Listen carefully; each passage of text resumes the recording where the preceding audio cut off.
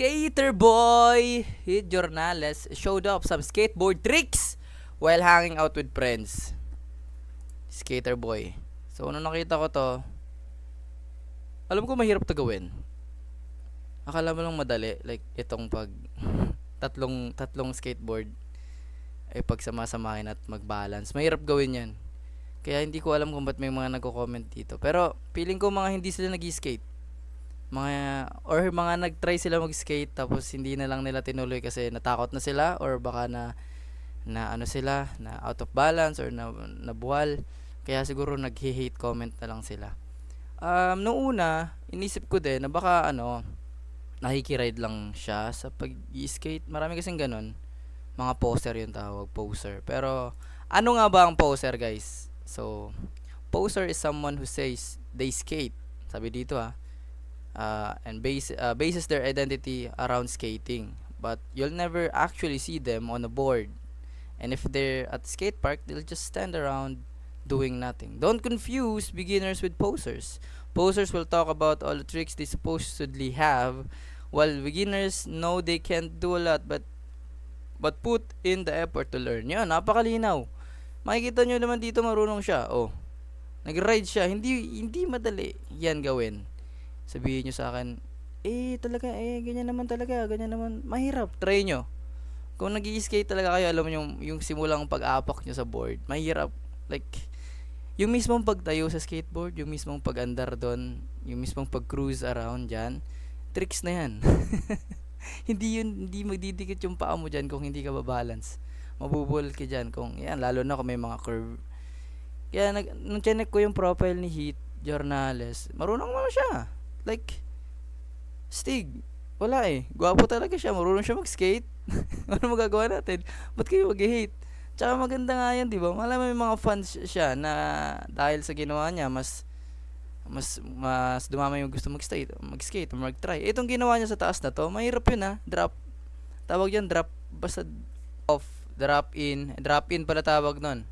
Yung ginawa niya dito sa taas, drop in tawag dyan, ayan pwede kang ma-outbalance dyan pag nag-drop in ka. Hindi yun basta-basta na umaandar ka lang, hindi. Balance, presence of mind, bago ka mga gantong pose. So, wala tayong magagawa, tol. Gwapo talaga yung bata may tsura Nakikita ko yung iba ba't sila nag-hate. Pero meron din naman dito nag-hate na lang. Parang siguro doon nila nadadaan yung sigurado ka ba? Pagpapatuloy mo ba yan? Baka, like, yan nga, gamitin mo lang yung skateboarding para kunwari magmukha kang cool, maging astig-astigin ka. Like, siguro hindi nila masabi na ganun. Hindi nadaanan lang nila sa asar or medyo hate comment.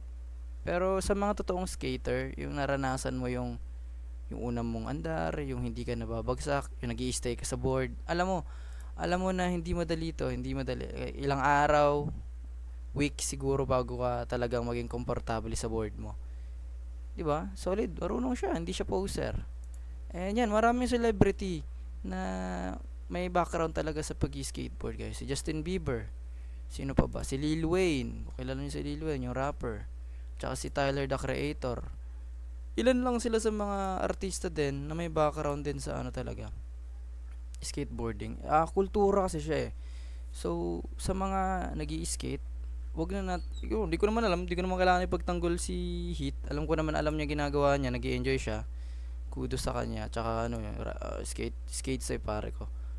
Sa mga gusto lang mag-skate, wag niyo lang pansinin yung mga yung mga sa inyo, papansin ka lang, papiling cool ka lang.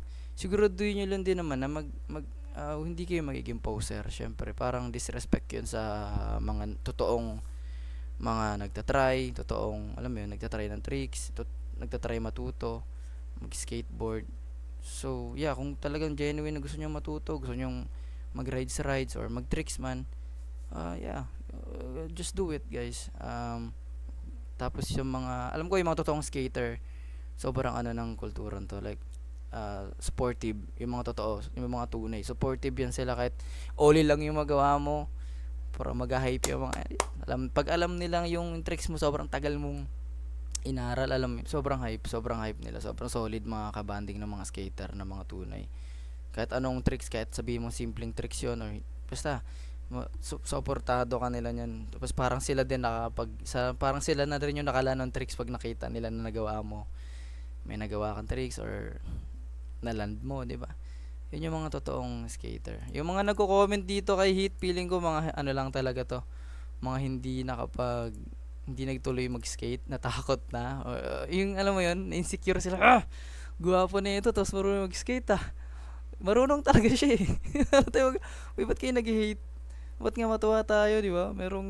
May mga magta-try lalo ngayon. Nakita siya, di ba? May makakaroon siya ng influence na sa mga bagong skater na mag-try at least, di ba? So, ayun lang. Natawa lang ako sa mga comment na parang mabayo nyo ba na maraming mag-skate pa? Siya din yung gine-gatekeep. Pero ayun lang guys. Sa mga gusto mag-try na kahit ano skate, gitara, gumawa ng kanta, gumawa ng tula, anything. Just do it guys. Gawin yun yung bumubuhay sa kaluluwa nyo. Gawin nyo guys. So ayun lang. Skate safe kay Heat Jornales. Peace out. Need to be out.